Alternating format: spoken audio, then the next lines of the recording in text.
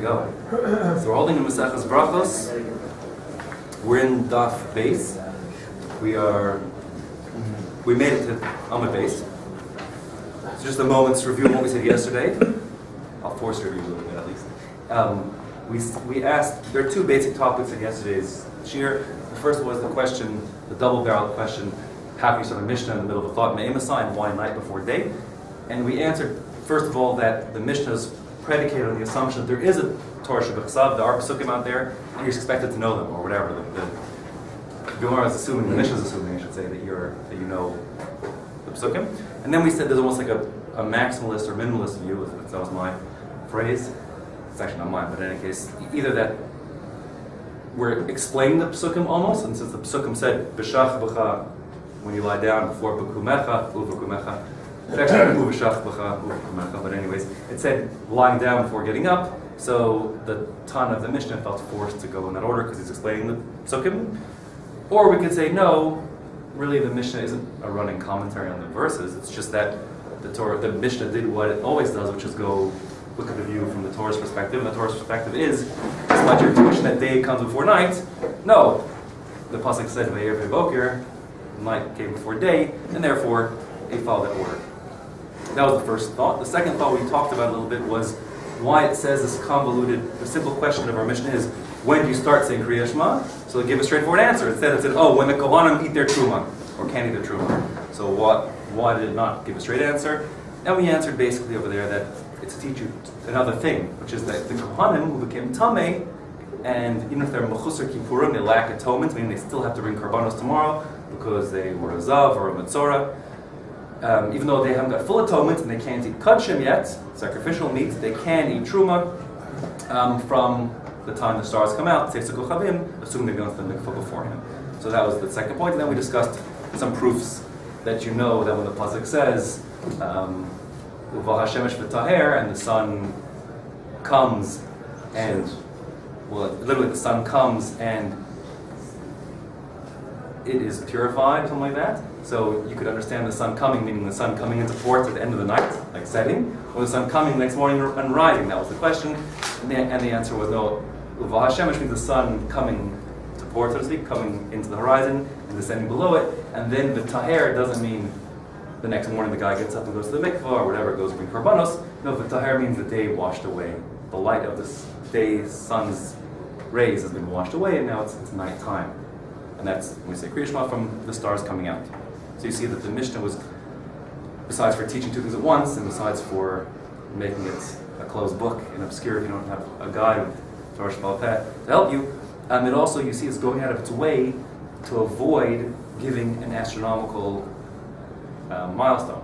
It could have just said, when the stars come out. But as I tried to emphasize it to you on the first day, we learned the Mishnah, Uveshach b'cha uvukumecha, in your lying down, you're getting up, are sort of like social phenomena, if you will, social norms. They're not astronomical phenomena. And therefore I think the Mishnah is going out of its way to not give you a fixed time on the clock, their clock, as the star's coming out, because it's not about Kriya Shema of the night, and Kriya Shema of the day. No, it's Kriya Shema of going to bed, and Kriya Shema of getting up, or Kriya Shema of being in bed.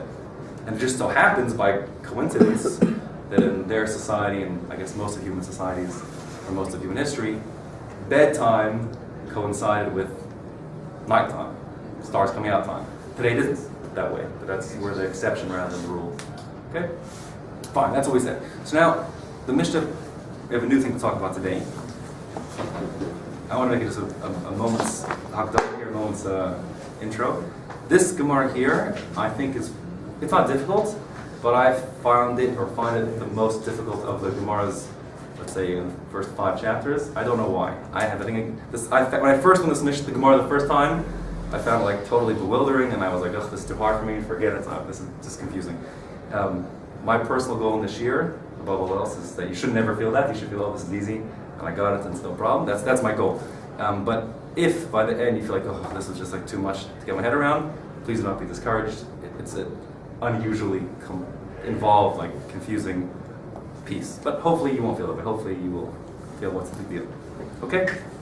What we're going to try to do, I'm giving you a heads up here, what we're going to try to do is figure out exactly the starting time of Kriya Shema. Our Mishnah said that it was when the stars come out, when the Kohanim eat their Truma.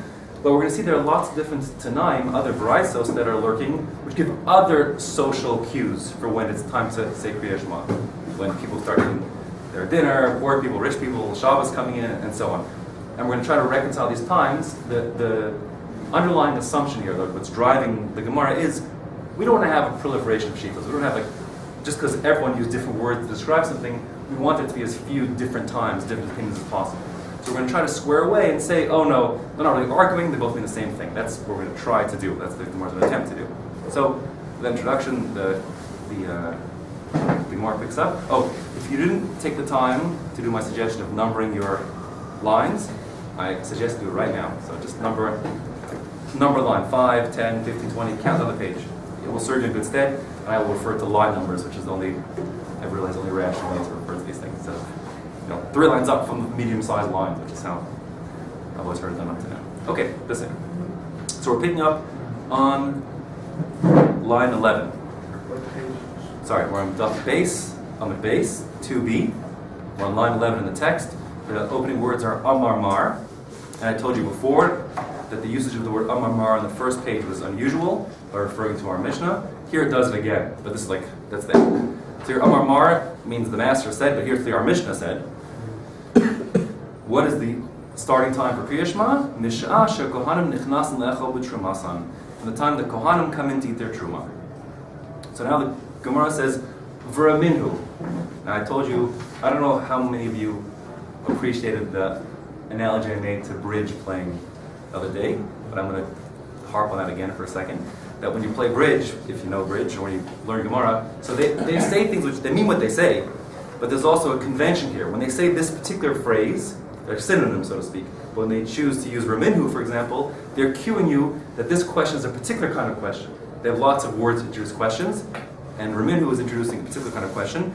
The word Rami means to throw, and Inhu, it's a contraction, means they did. So it means they threw it, they threw them.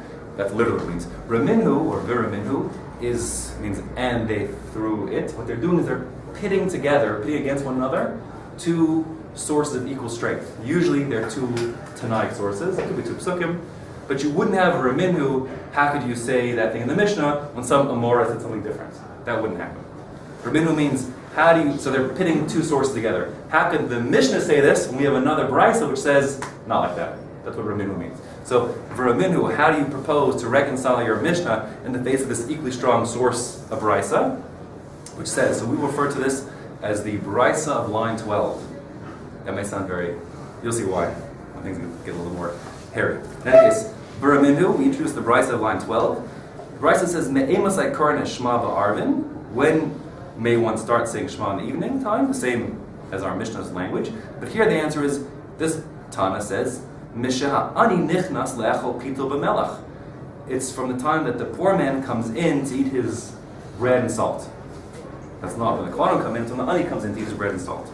Ad, until sha omed liftor b'toch sudaso. That's the end of the brisa, if you're marking the brises. So the end time of Kriya Shema is when the ani gets up from his meal, he's done eating. So, the Gemara says, Seifa vade pliga mas nisan. Certainly, the ending time is irreconcilable with our Mishnah. They're obviously arguing because we're talking, our Mishnah said a third of the night or half or all the night. Obviously, the poor man's not eating that long. In fact, the whole point of the poor man, as being a time reference, is that if you're poor, so you can't afford artificial energy, and everyone's sitting in the dark, and the poor man would have to light up his house with fuel. Fuel's expensive, and therefore he wants to get things going and over as fast as possible to burn as little, oil as possible. So the ani is moving early. So the assumption here is that the ani is going to still try to function. There's still some daylight out there before the stars come out. So that's the question. The question is, certainly the ending point is irreconcilable with our life. But the Gemara asks, Reisha mi lema pligi amasnisen? Are we forced to say that the Reisha, meaning the first part of the Brisa of line 12, is arguing with our Mishnah? Maybe not. So now the Gemara is going to go out of its way to say, no, we hate machlokas. There's no fudge at all. Well, no, it's not arguments. Ani v'kohen, the time of the ani eating his bread when he comes in every evening. V'kohen, the time the Kohen eats his truma, Chad shi'urahu, it's the same time, it's one single time. There's no machlokas. It's just two different ways of describing the same phenomenon, which would mean that the assumption here now we'll start making a chart on the board. The same way when I referred to it as the rise of line 12, I wasn't being, it may sound cumbersome, but there was a reason for it. This chart, which is like cumbersome, there's a reason for it. So here is the, I'll call this the social cue. Okay. We have already had two shittos working here. We have shita number one was our Mishna. The onset, the social cue for the onset of Kriya Shema is? Good, thank you. I'll write in English. I spell it in English. Kohanim eat truma.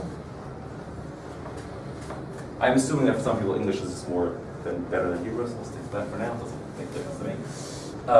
And we'll call it an astronomical.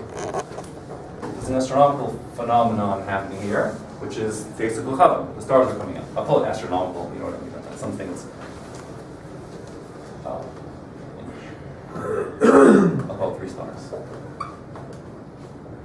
Okay, 3 stars.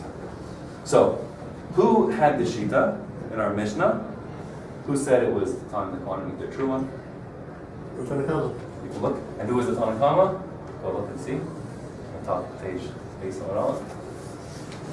Maybe Rabbi answer. That's right, very good. So we said, it seems like if you read the word that says, Memesai Kar Shema Ba'arvin, Mishash Akon Nefas Lecha B'Trumasan, Divrei, so then it says, Ad Sofa Shmur Rishona, Divrei Rabbi Eliezer. So we said it's ambiguous. The simple reading for now, we'll stick to it, is it's Rabbi Eliezer just having one long thought. I gave you a heads up, because I know where we're headed, but for now, let's call this Rav.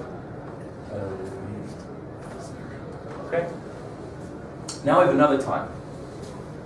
This is our mission. Okay, now we've got the Bryce of line 12, we'll call it. We introduce another time here. The new social cue time is? The Ani, that's right. Good. The poor man eats. He comes in to eat. So, according to the Bryce, we don't have astronomical time. We just know that this is the shita that belongs to who? It doesn't say, right? It's a surprise. Just a price. So wherever it is. Question is, are these the same time or not? And we're so far saying, yes, they're reconcilable. Let's just assume, we'll assume this is also 3 stars. And these are the same thing. If that would be so, why would it bring it down? Because, that's a good question. So the assumption here is that before the Mishnah was written down, as I said a few days ago, every Tana, or whatever you call them, every person living around the year 50 of the Common Era, or 100 of the Common Era, whatever it was, he had his Rabbi teach him, and the Rabbi said, you know when you start saying Kriya Shema? From when it's bedtime. When's it bedtime? So this guy said, when the stars come out, or when the Kohanim eat the Truma, and this guy said, when the poor man comes in to eat his bread. Didn't have clocks, didn't have watches. You get 2 social cues, but they did the same thing. They're 2 versions of the same idea. We want to say, let's say it's the same. Why do we assume there's a machlokas of when Kriya Shema time starts? That's what we're doing. So we're not forced to say it's a machlokas because they're not in the same source, same fighting. So therefore the Mishnah. So now back inside the Gemara, and we're on line 16, and the Gemara said, "Hello, it's not a machlokas. We don't have to make a fight." So now at the last word of line 16, v'ramidhu. Wait a second. We have a new brisa to deal with here. This one seems to contradict. Now, if you want to make a note and block it off, the brisa begins here. It ends on line 25 at the first word malacha. But the question, the punchline of the question, will involve the question and with the digression. The actual question mark, so to speak, of the punch on the question doesn't come up to line 31 after the word lechud. The technique that I use in my Gemara, you can do whatever you want. You think how I do it in mine. Here's the Gemara next. Okay, here's the words in the middle. So what I do is I make a box around whatever the rice is. Right? You follow it? I box it up like that. If the question comes over here, so to speak, this is what the question mark is, if you know what I mean. So I'll put a question mark over there, and I'll make this is how I learned to do it. I put a Q for question. You can put kasha or whatever you want. I put Q for question. The circle, and I put a line where it ends, and I put a mark in the margin like that. You can do whatever you want, but that's a technique that I use to keep track, because if you are going through the text the first time, and I said the question starts on line 16, and the punchline, where it must be answered, is in line 31, so that's 15 lines of text, so you might lose the forest for the trees. So anyways, that's how I do it. Make a note to myself, so I keep track. In any case, so here begins the question, V'raminu. How are you going to reckon, if you are, the proposition on the table here is that poor man eating his bread, the ani coming in to eat his pas and melech, pita and melech, is the same time as the kohanim coming in to eat their truma, both tzeis kochavim. So we say, wait a second. V'raminu. We got another brayso which says, Me'emasai matchil nikros kriya shema ba'arvis. When is the starting time for saying kriya shema? So now we have Misha'a shebnei Adam nichnas lechol pitan ba'arvei shabasos divrei Meir. So Rabbi Meir introduces another social cue, which is when people come in to eat dinner on Friday night. Literally, it means they come to eat their bread on Erev Shabbos. So now, eating dinner on Friday night, Shabbos dinner, of course, doesn't take much preparation because you're supposed to prepare before Shabbos. And the ani wants to eat early in the evening as possible. There's not much to prepare, just his bread and salt anyways. So he hasn't got much to prepare. So perhaps at the same time. Perhaps not. But that's all the braysos that so far Rabbi Meir sheet of Friday dinner. Leil Shabbos Suda. And the Chachamim, Omrim, Mish'a shekohanim zakayin le'echel b'trumasan. From the time the kohanim are allowed to, it's translated as, eat their truma. So those are different words for the same idea of time number one. Kohanim eat their truma. Now we have a third time on the list potentially, the time of people eating dinner on Friday night. Siman l'davar, like a siman is like a hint, something like that, a reference point to when this time has come, is Teisa Kuchavim. The reason why it's saying siman l'davar is because, again, it's not that the stars emerging is the siba, it's not the cause. Kriya Shema Shel B'shach B'cha is bedtime, it's not nighttime. So it's not when the clock strikes nighttime per se that says, it's Kriya Shema time. No, Kriya Shema is the bedtime Kriya Shema is a social phenomenon, but you can know when that's time, the social bedtime is kicked in because you look in the sky, you see stars coming out. You understand? Just a similar davar. Okay? The brayso continues on, but now we've begun our excursus away from the main point here. Even though, says the Tana, I can't prove to you that Tzeis Kochavim marks the end of the day. There is a reference in the Psukim which suggests it, so it's not a concrete proof, but it's certainly a reference which makes it sound reasonable. Shneimar, because the pasuk says this is talking about when Ezra was having the Beis Hamikdash be rebuilt, and they were working hard to get it done in a rush because of the Sumerians and because of the mitzvah. So it says they were rushing because of the mitzvah, but they had to worry about the local natives being miserable and causing them trouble. So the pasuk says, "Va'anachnu osim b'malacha." We were hard at work doing our construction of the Beis Hamikdash, whatever. Yeah. The chetziam machzikim baramachim, and half of us, while we were building, half of us had to hold spears in our hands as defense, stand guard against the natives who were restless. Ma'alosa shachar, the pasuk continues on, that went on from alosa shachar, from the break of dawn, ad seisa kochavim, until nightfall. I should say that's a terrible translation. Until the stars came out. So we worked from break of dawn until the stars came out. Va'omer, and further the pasuk over there says, V'hayu lanu halayla mishmar, v'hayom malacha, and we would guard by night, and we would do malacha by day, which suggests, again, that daytime is work time and daytime ends when the stars come out. End of brayso. That's where the brayso ends. Okay?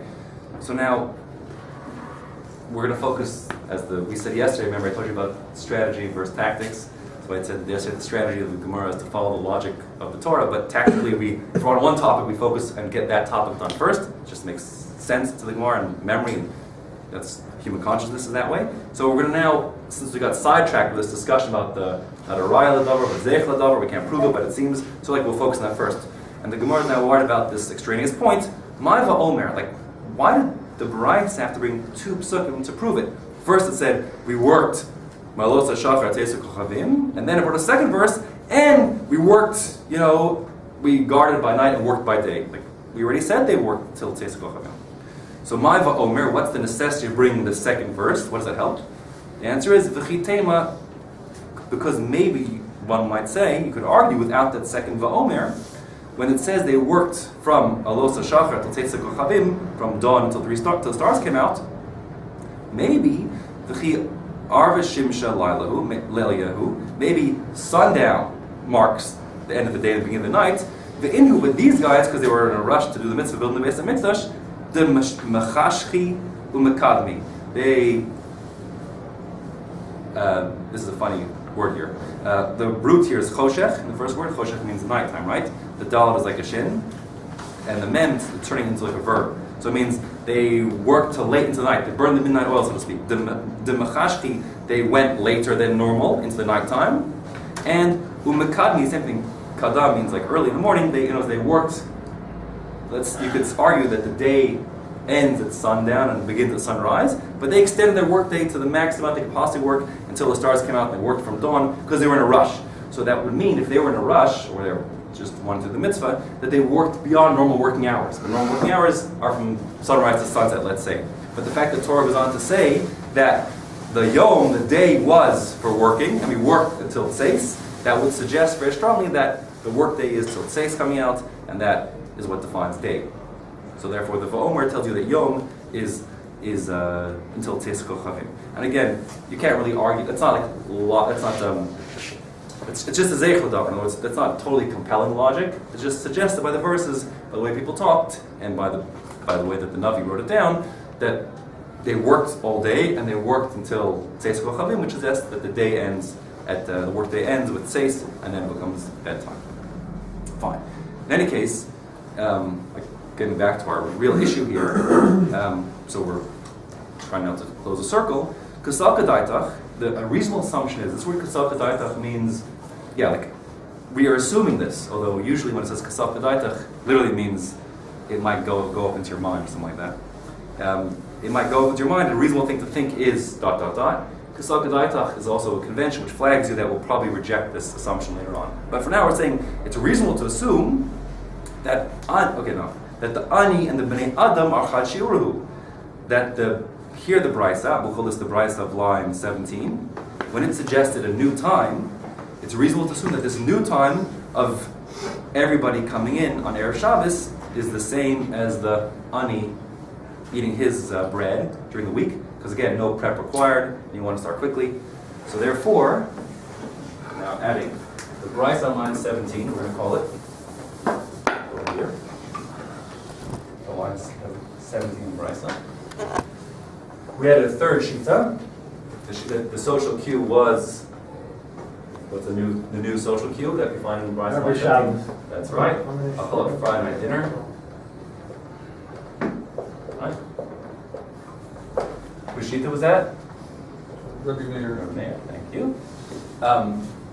And we had the Chachamim. The Chachamim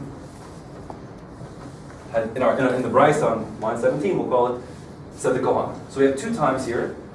Now the Mishna says, it's reasonable to assume that the poor man and the Friday night dinner happen at the same time. Why is it reasonable? Because again, both no prep required, people want to start early, you have a mitzvah, you have nothing else to do, you're not supposed to be working when it's in the Shabbos, obviously, and so on. So we assume these are the same time. But as the Mishna, I just want to clarify, does the brisa begin with the first line, the first word on line 17? First line 17. Okay. So if we're assuming these are the same, so then you've got if poor man and Friday night dinner is the exact same time on the clock, so then Rabbi Meir and the Chacham are having an argument. If they're having an argument, they can't say it's the same time. So if it's not the same time, it can't be our original proposition we were worried about back a whole bunch of lines ago. We were saying, are these two opinions, the Truma time and the poor man eating his bread time, are they the same or different times? You said, you can reconcile it at the same time. That's not really no longer tenable if we assume that these are the same time, because if Rabbi Meir argued with the Chachamim, their argument must be the same time. So you can imagine, I'm sure you can already anticipate what the solution will be. Well, your assumption that these are the same time obviously must be wrong. right? And they resolve the problem. Rabbi Meir and Chama argue about two different times, but the 4 men and the Kohanim are at the same time. That will be the Gemara's resolution. We're together. If you're lost here, put your hand up now, because it's going to get a little hairy. No, good. Awesome. So the Mishna, the Gemara then says, fine. I'm back here on line.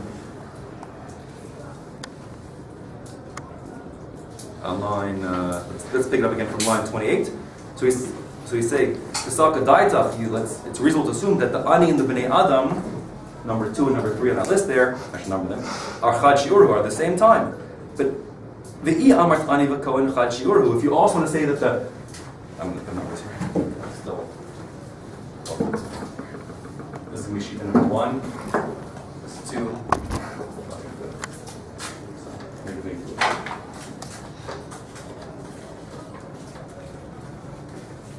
Call this time 1. I don't mean time 1, and I say time 2, I mean just a different time. I don't mean, you know what? A, B, C.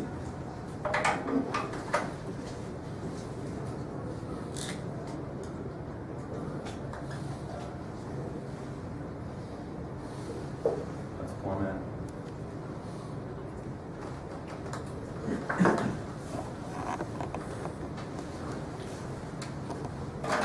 So our assumption was that B and C were the same time, but if that's true, and happening A and B also at the same time, you have machlokas. Yeah, you with me? So therefore, I'll read it again now. It's not in letters down. Again, so on the line, last word on line 27. It's reasonable to assume, says the Gemara, that B and C are the same time. If that's because no prep required. The Amart Ani v'Kohen Chad Shiuru, your original proposition from way up on the Amud was that A and B were the same time. Now wait a second. Chacham Hanu Reb Meir. If that were all true, then the Chachamim, A, and the Reb Meir, I should write it out fully in a second, of C are the same time. That's not going to add up. They're having a machlokas. They obviously don't agree. Ella, it must instead, rather, what must be is Shema Mina, you must understand that Ani Shua L'chud, the Ani is one time, and the Kohen is Shua L'chud, and the Kohen is a different time. And A and B are different times, and you can't reconcile them. And that was the original problem. That'll be our solution. So the Gemara says, no, not so fast, not necessarily. Maybe your assumption that B and C were at the same time is wrong. And really, Ani v'Kohen Chad Shiuru, the Ani and the Kohen still remain at the same time, and that's the Chacham Shita, and they're arguing with Reb Meir. I'm sorry. Ani v'Kohen Chad Shiuru, v'Ani b'nei Adam lav Chad Shiuru, and C is the different time. Good.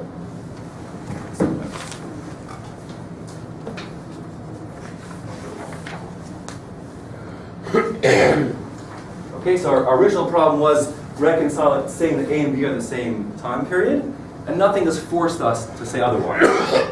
So there's a machlokas, 2 shittas. One shita is the shita of the Tannaic of our Mishna, the Chum of the Brachos on page 17, and the Brachos on page 12, all the same shear. It's the Kohanim and the Aniyim, all happening at Seis Kochavim. And there's another shita, Reb Meir shita, that is Friday night dinner. Fine. Problem is, now we're on line 33, V'raminhu, last word on the line, so now Brachos of 34 begins. Again, the first word on the line, the Brachos begins. How are you going to reconcile your proposition that A and B are at the same time when this Brachos says, Me'emasem matchil likros Shema ba'arvin, when is Kriyas time of the night? A new variant Brachos with the same agenda. So the first sheet is Mish'a shekidesh hayom ba'arvei shabbasos divrei Rabbi Eliezer. So now we got a new time on the board. When people make Kiddush on Friday night. And I shouldn't say that, that's a bad translation. When the day becomes Kadosh. And when does the day become Kadosh on Friday night?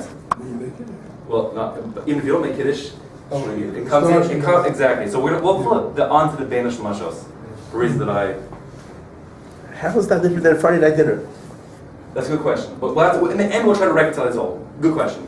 It's a good question. But now I'm just getting these different signs proliferating. We'll reconcile in a second here. It's a good question. So fine. So now tie number D is going to be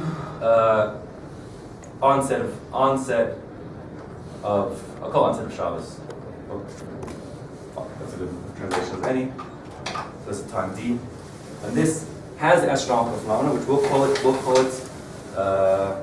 Bein Hashmashos. So if you're used to it, you think Bein Hashmashos is from Shkia and onwards, but I'm sure you're aware it's like most Rishonim don't know that way. Most Rishonim like Rabbeinu Tam, it's much later. I do not want to get that machlokes. We're not going anywhere near there. But what's Bein Hashmashos, which is, whatever you want to ask. Before, when it becomes night, maybe, call it like that. Before the stars coming out for certain. So the Hushita of this, Bryce number 34, we'll call it. This is the Shita of, look inside, I give you a hint already. Whose Shita is that?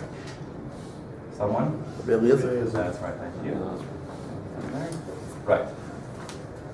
Rabbi Eliezer says exactly that. Fine. Rabbi Yoshua, another Shita, Omer Mishash Kohanim Mitorim Lechel Trumasan. When the Kohanim are purified to eat their truma. So we had Nechnas and Lechel, we had Zakan, we had Mitorim, different words, but the same idea. Rabbi Yoshua is saying, good old fashioned Kohanim to truma, so okay. That's okay. What we do at least. Rabbi Meir, Omer Mishah shekohanim tovim lechol b'trumasan. That's a whole new story. When the Kohanim go into the mikvah to ready themselves to eat truma, when they're tovel. Now, that's of course during the daytime, right? Has to be prior to the onset of night. So, when the Kohen goes to mikvah,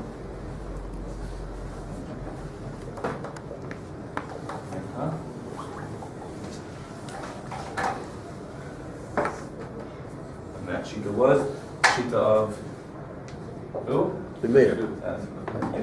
The mayor. So he's saying, you say Shema when it's still daylight? Excellent question. So you're asking the exact right question because that's what the Gemara has to say, or the Brachos has to say.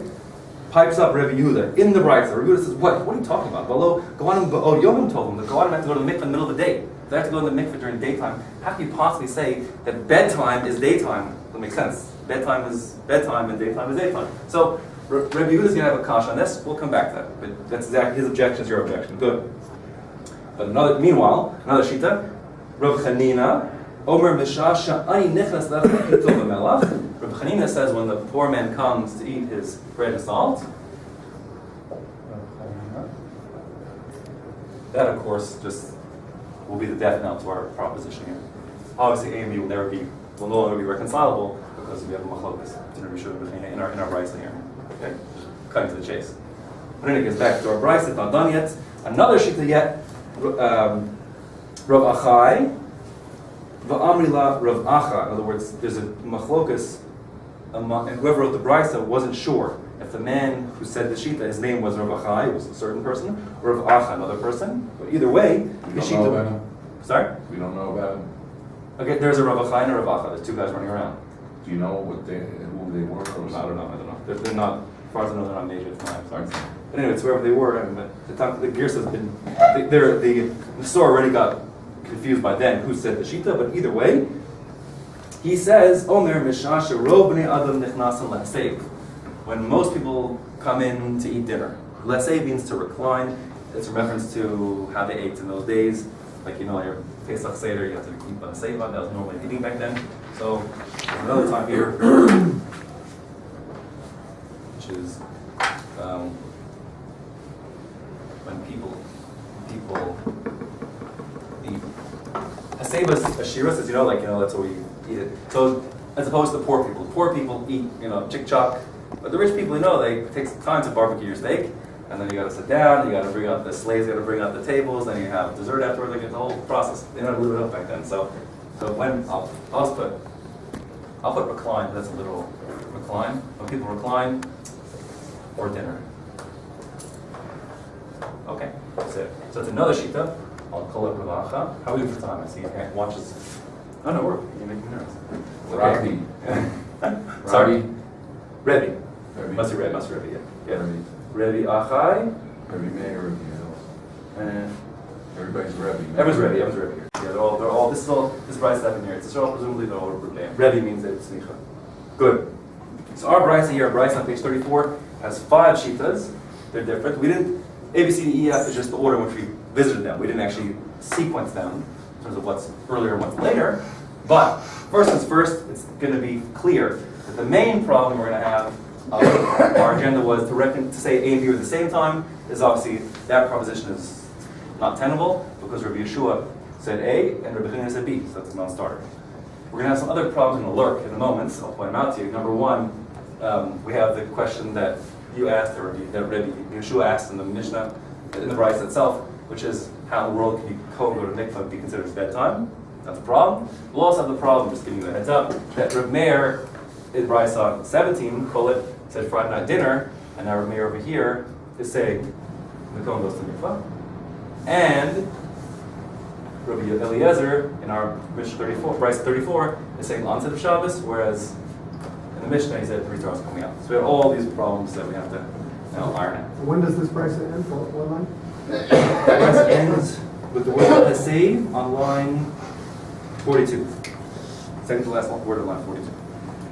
Okay, so now let's just speak out inside what we set out tonight. The Amrat, if you're going to tell me this is our original proposition, that Ani B'Kohen Chad that time B and time A are the same time, the Ani eating his bread is the same time as the Kohen becoming Torah Tesuk Chavim, impossible, because Rabbi Chanina and Hein Rabbi Yeshua. That mean that Rabbi Chanina's shita about the poor man is exact same time as Rabbi Yeshua's shita about the Kohen. That's impossible. They're fighting, so they don't agree. Ella lav shma mina. Rather, can we learn from this? Shira the ani l'chud, that the ani eating his bread at one time. That was one shita about Kriyat Shema. V'shira the Kohen l'chud, and the time of the Kohen getting his becoming Torah and 3 stars coming out is a different time. Yes, a question, like a rhetorical question. The more answer is yes. Shma mina, indeed. It's untenable. We can learn that they're not reconcilable. Okay, but the Gemara says even so.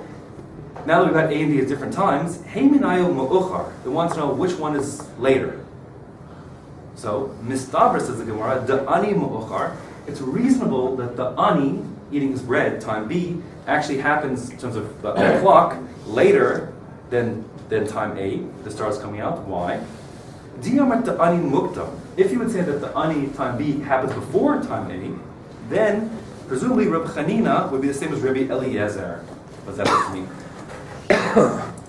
Rabbi Eliezer says in Brachos 34, Rabbi Eliezer said that the time, say, Kriyat Shema is from Beinish Mashos. Beinish Mashos is like, the time when it's not clear if night has yet arrived, but night will soon be here.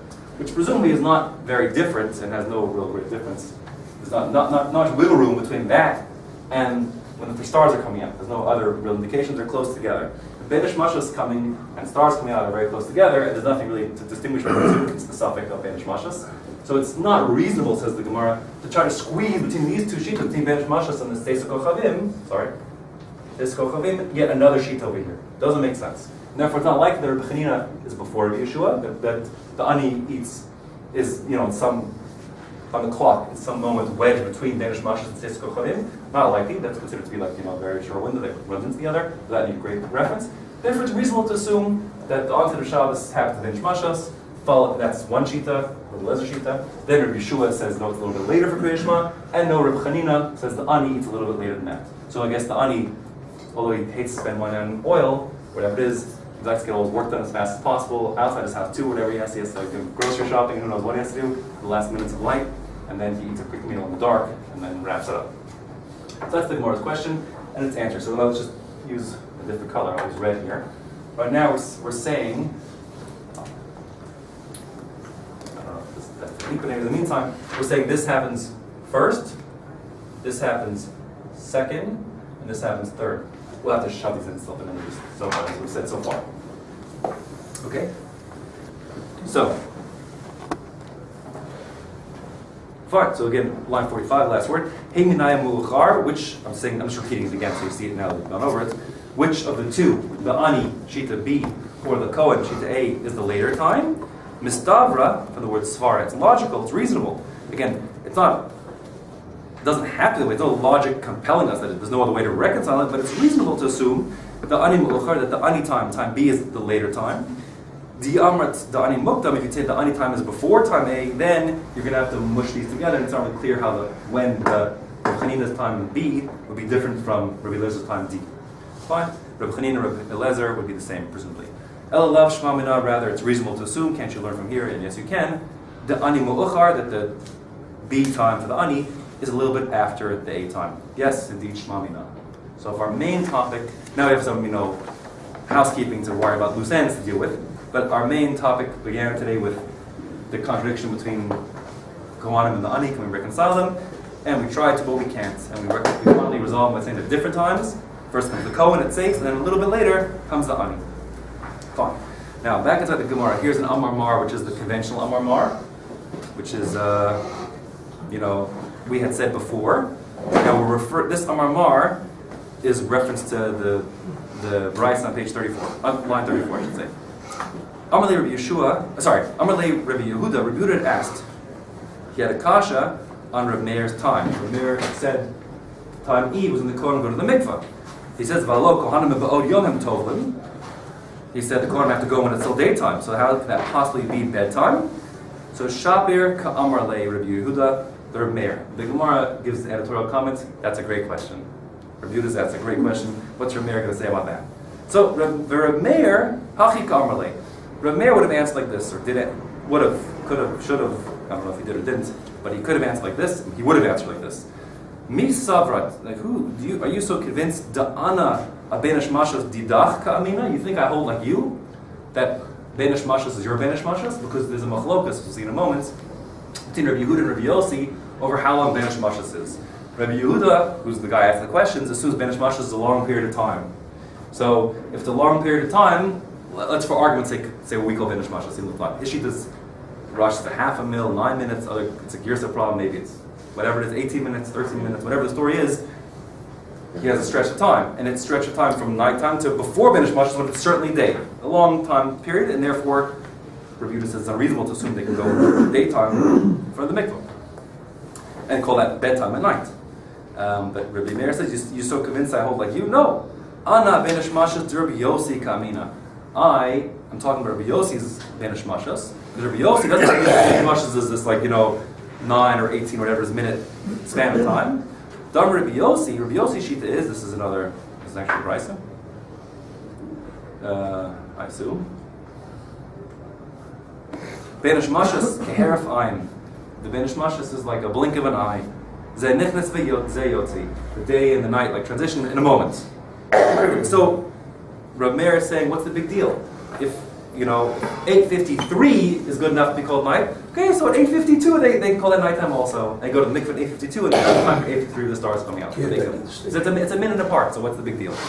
So again, Rabbi Yehuda's assumption was Benish Mashas is a long period of time from, let's for argument's sake say, this isn't really true, but just to illustrate, to make it clear, he holds Benish Mashas is from Shkia to Tzeis. So let's just say that. I don't want you to take that too literally. But anyways, if he holds that, so then the question is, well, how in the world could the Kohanim be going when the sun's up and call that bedtime? So Rabbi Meir says, well, I don't hold that to Benish Mashas. I hold Benish Mashas is the moment before it's officially night, just a blink of an eye. And therefore, it's like, the moment before they go to the mikvah is, the moment before when they do go to the mikvah is like twilight, the moment before nighttime. And so that's when Kriya Shema begins. People go to bed already a moment before the stars come out, says he. That's his answer. Mashas. Because Benish Mashas is a blink of an eye. Benish Mashas is a second. So in other words, he says Seitz Kuchavim is, for argument's sake, 7:08 on the clock, and at 7:07 the Kohen can still go to the mikvah. So that's good enough for bedtime already, says he. Okay, fine. So that's not a problem for a mayor. Have Shita E now. The question of it's the middle of the day falls away because it's twilight. That's okay. It could be bedtime. Twilight could be bedtime. Fine. Did I read the words of E. Afshar Lamod Alav? I'm sorry, I should have if I didn't. Rabbi Yossi Shita is that Benish Mashas is Keheref Ein. Benish Mashas is like a blink of an eye. Ze Nichnes of Ze Yotzi. The new day comes in, the old day disappears. V. Afshar Lamod Alav. There's not even a moment to say now we're between the 2 days, the transition period. No transitional period, it's just a blink of an eye. Okay, but still, Gemara says now on the top of the page of Daf Gimel. But still, Kasher Mer, even if you say there's no problem internally, there's still an external problem, which is in Brisa 34, Meir said Shita E, when the Kohanim goes to the mikvah, which is before Benish Mashas, and in Brisa 17, on line 17, he said it's when people have dinner on Friday night. So those ostensibly aren't at the same time. We can't reconcile them. We understand that Friday night dinner is certainly not happening when it's still daytime. That's out, obviously. And therefore, the Gemara answers, you're right. That we cannot reconcile. Trey Tannaic Aliba Third Meir. There are actually two different Tannaim, two different versions of what Meir said. One Rabbi Tana said that it's Bryce in 70, one the Bryce in 34. You can't reconcile them. For the moment being, let's learn like the Rajba, just to give a shita. That remember we said earlier on, back when we learned the Bryce on line 17, we said Kasal Kadaitach, it's reasonable to assume that B and C, the Ani and the Friday dinner, were the same time. The Rajba understands, although that we rejected that for a moment, we ended up saying it's not true. So the Rajba understands they're at the same time again. That being the case, Rabbi Meir holds the Ani eats, and the Ani is like eating after Tzeis Kochavim, and therefore, just I think a lot of words, it's very confusing. If we assume these at the same time, we said these are not reconcilable. These are two different Tanaim, which is Rabbi Meir Shita. And let's call this 3 also, like the Rajba. It's Machlokas Rishonim, but anyways, let's combine them for a second, just to keep things simple. 3 of this at the same time, and the Shita going to the mikveh, of course, must proceed onto the Shabbos, because before Ben Shmashas, so we'll call that 0, just to keep sequence, right? This first going to the mikveh, a moment before Ben Shmashas, then Ben Shmashas, then the Tzeis Kochavim, and then the Ani eats, and then Friday dinner happens a little bit after Tzeis Kochavim. And if? We'll get there. One second. Anyways, by the way, that's just week waste. Everyone understands the rich people wait till the very end. Last. I think the Rashi, I think ironically puts them first, but most unfortunately, including Rashi, Rashi's black and white. This is definitely the last time. Although this is number 4, if you're keeping score here, we have 5 different times, right? Don't forget this. Yeah. Okay. 5 different times according to the Rajba. We'll actually have 6 different times according to other people, where these are actually separate these two out. This section will after this. Good.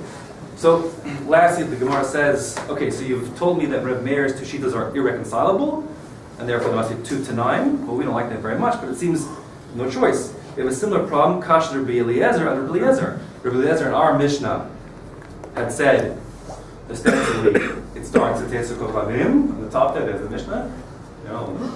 And then in Brachos on page 30, on line 34, Rabbi Eliezer had said, it's on to the Shabbos, D. How are you going to reconcile that? So, the Gemara says, okay, trade time, leave it to Rabbi Eliezer. First of all, you could just say the same thing, that unfortunately the tradition's messed up enough that we lost which one Rabbi Eliezer Shita was.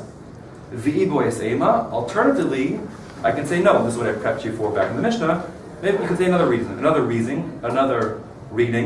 of the Mishnah, which is the Reisha, when the Mishnah said that the time for saying Kriya Shema is problem when the Kohanim eat their Truma, that's Lav Rabbi Eliezer he. That was a thought all to itself, as I told you, the period, and that was the first section of the Mishnah. It was an anonymous Tana. And then the second part of the Mishnah begins with the question when the ending point is, and then that's only then is when Rabbi Eliezer chimes in.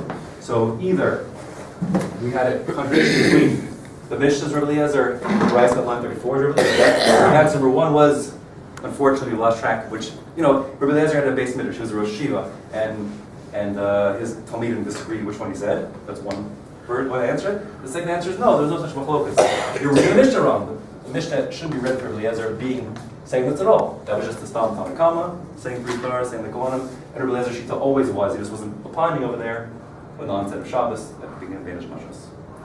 That, I think, yes, we will stop over there. I'll take questions, and that's it. Okay. Oh. Is it possible to get this chart? Yes. I'll take a picture of it. That's the easiest way to guess. It's on the video. It's on the video, of course. Is there someone in the shir that can type up the chart? Is there someone this year who wants to write up or type up the chart and circulate it on the list? That would be a great chesed. That would be. You would? Yeah. If you would, that would be great. You can just send it straight to the list. That would be amazing. The photograph is hard to always see. That would be a great chesed to people. In our Mishnah shir, we keep on take photographs of charts and never circulate them. He's invited to the Mishnah. There you are. That's right.